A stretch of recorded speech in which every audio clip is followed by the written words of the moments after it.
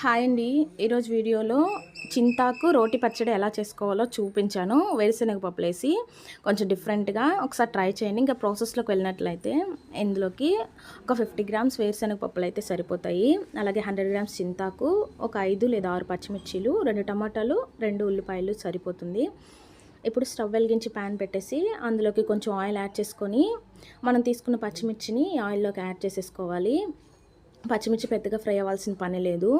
Just ఆ పచ్చి వాసన పోయేలాగా ఒక 1 మినిట్ కుక్ చేసుకొని తీసి పక్కన పెట్టేసుకోవాలి. ఇలా ఫ్రై అయితే చాలు. ఇప్పుడు తీసి పక్కన పెట్టేసుకొని ఇందులోకి మనం తీసుకున్న చింతాకుని బాగా నీట్‌గా వాష్ చేసుకోవాలి. వాష్ చేసుకొని ఈ ఆయిల్‌లోకి ఈ చింతాకునైతే యాడ్ చేసుకోవాలి. యాడ్ చేసుకొని ఫ్రై అవ్వనివ్వాలి. చింతాకైతే ఖచ్చితంగా బాగా ఫ్రై అవ్వాలి. పచ్చివాసన లేకుండా ఉండేలాగా ఫ్రై అవ్వాలి. ఎలా ఫ్రై అవ్వాలంటే ఆ గ్రీన్ కలర్ అంతా పోయి మొత్తం అంతా యెల్లోయిష్ కలర్ వచ్చేంత వరకు ఫ్రై చేసుకోవాలి. ఆ గ్రీన్ కలర్ అనేది అసలు కనిపించకూడదు. మొత్తం అంతా యెల్లోయిష్ కలర్ వచ్చేసినప్పటికీ మనకైతే ఆకు బాగా ఫ్రై అవ్వనట్టు. సో బాగా ఫ్రై అయిన తర్వాత తీసి పక్కన పెట్టేసుకోవాలి. ఇందులో చిన్న చిన్న పుల్లలు ఉంటాయి కదా, చింత ఇగురుతో చేస్తున్నాం కాబట్టి ఆ పుల్లలు కూడా ఇలా యెల్లోయిష్ కలర్ వచ్చేటప్పటికి బాగా మగ్గిపోతాయి. సో అలా మగ్గపెట్టుకున్నట్లయితే చింతాకు బాగా ఉడికినట్లు. చూసారా, మొత్తం అంతా యెల్లోగా వచ్చేసింది. ఈ టైంలో ఈ చింతాకునంతా తీసి పక్కన పెట్టేసుకోవాలి. ఇప్పుడు మనం తీసుకున్న టమాటాలను కూడా ఈ ప్యాన్లోకి యాడ్ చేసేసుకోవాలి. టమాటాలు కూడా పచ్చివాసన ఉండకూడదు. సో కొంచెం ఆయిల్ యాడ్ చేసుకొని, నాకు ఆయిల్ ఇందులో తక్కువ ఉంది కాబట్టి కొంచెం ఆయిల్ యాడ్ చేసుకొని ఈ టమాటాలని బాగా మగ్గేంత వరకు ఫ్రై చేసుకోవాలి. జస్ట్ ఒక 2 మినిట్స్ ఫ్రై చేసుకున్నట్లయితే ఆయిల్లోనే టమాటా అంతా బాగా మెత్తగా మగ్గిపోతుంది.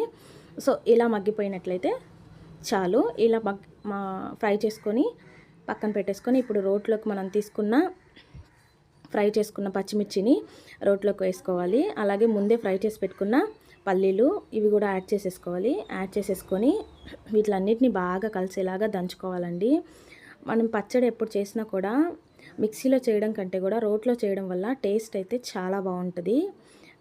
సో ఒకసారి మిక్సీలో కాకుండా కొంచెం ఓపికగా రోట్లో చేయడానికి ట్రై చేయండి. సపరేట్ టేస్ట్ ఉంటుంది. ఇలా బాగా పల్లీలు పచ్చిమిర్చి కలిసేలాగా మనం అయితే బాగా దంచుకోవాలి. కొంచెం గట్టిగా ఏమన్నా పల్లీలు వేయడం వల్ల చట్నీ కొంచెం గట్టిగా అనిపిస్తుంది. సో కొంచెం కొంచెం వాటర్ యాడ్ చేసుకుంటూ మొత్తం కలిసేలాగైతే కలుపుకోవాలి.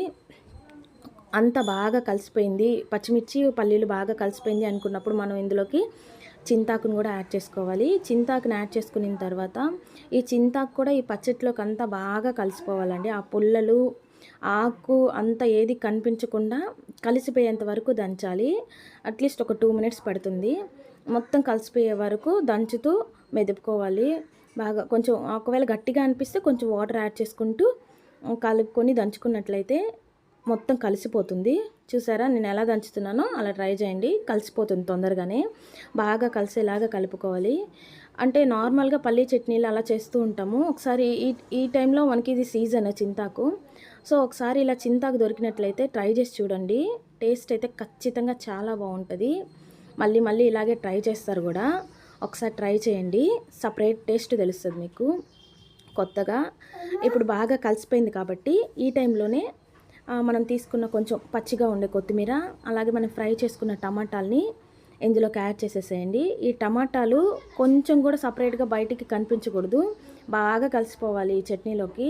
మొత్తం కలిసిపోతే ఆ టేస్ట్ బాగుంటుంది. అంటే లంప్స్గా బయటకు తెలియకుండా మొత్తం కలిసిపోవాలి. ఈ టమాటా మొత్తం కలిసిపోయేలాగా బాగా దంచాలి. దంచుతూ మెదుపుకోవాలి. అలాగే ఈ టైంలో ఉప్పు కూడా యాడ్ చేసుకోండి. సాల్ట్ యాడ్ చేయకండి. ఎప్పుడైనా కల్లుప్పు యూస్ చేయడం అనేది హెల్త్కి చాలా మంచిది. సో నేను ఎప్పుడు కల్లుప్పే యూస్ చేస్తాను, హెల్త్కి మంచిది అనేసి. సో మీరు కూడా కల్లుప్పే ప్రిఫర్ చేయండి వీలైతే.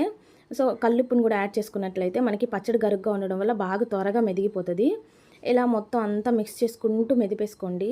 ఆ టమాటా లంప్స్ ఎక్కడా లేకుండా చట్నీ మొత్తం అంతా కలిసేలాగా బాగా ఒకసారి తీసుకొని కొంచెం కొంచెం వాటర్ అయినా యాడ్ చేసుకుంటూ ఈ టమాటా అంతా కలిసిపోయేలాగా బాగా కలుపుకోవాలి. కలుపుకొని బాగా దంచేసుకున్నట్లయితే హాఫ్ ప్రాసెస్ కంప్లీట్ అయినట్టే. చూసారా, మొత్తం అంతా బాగా కలిసిపోయింది కదా. ఇప్పుడు మనం తీసుకునేది పచ్చి ఉల్లిపాయ, ఫ్రై చేసి తీసుకోలేదు. పచ్చడిలోకి ఎప్పుడైనా కూడా పచ్చి ఉల్లిపాయ వేసినట్లయితే ఫ్లేవర్ బాగా తెలుస్తుంది, తినేప్పుడు కూడా టేస్ట్ చాలా బాగుంటుంది.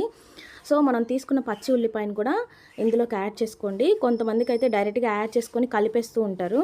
కలిపేసి ఆ పచ్చడిని అయితే డైరెక్ట్ అలాగే తింటూ ఉంటారు. కొంతమంది కొంచెం మెదిగేలాగా ఉంచుకొని కూడా మెదుపుకొని తర్వాత పచ్చడిలోకి యాడ్ చేసుకుంటూ ఉంటారు.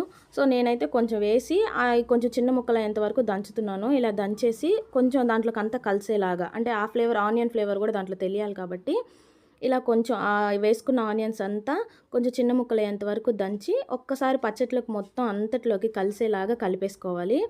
కలిపేసుకొని ఈ పచ్చడిని మనం ఒక బౌల్లోకి తీసుకొని సర్వ్ చేసుకుంటే మన పచ్చడి అయితే రెడీ అయిపోయినట్లే. టేస్ట్ అయితే చాలా బాగుంటుంది. చూసారా ఎంత కలర్ఫుల్గా, ఎంత టేస్టీగా, చూడ్డానికే తినేయాలనిపించేలాగా ఉంది కదా. ఇలా ఉంటుంది. ఇంకా ఉల్లిపాయ ముక్కలు కూడా మధ్యలో తగులుతూ ఉంటాయి. టేస్ట్ చాలా బాగుంటుంది. ఒకసారి ట్రై చేయండి. నా ఛానల్ ఎవరైనా సబ్స్క్రైబ్ చేసుకోకపోతే సబ్స్క్రైబ్ చేయండి. అలాగే లైక్ చేసి షేర్ చేసుకోండి. Thanks for watching.